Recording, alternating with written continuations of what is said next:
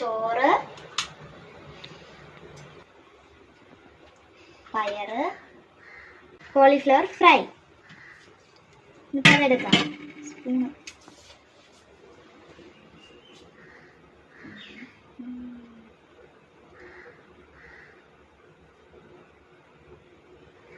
ഇന്നലെ കുറച്ച് ബീഫ് വാങ്ങിച്ചിരുന്നു. അപ്പോൾ അത് ചിയമ്മ അതിനെ ചെറുത്തി റോസ്റ്റ് ചെയ്തെടുത്തു.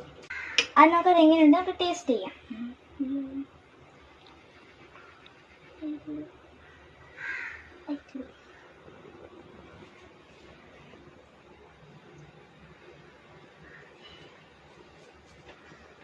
സൂപ്പർ ടേസ്റ്റ് ആണ് കേട്ടോ.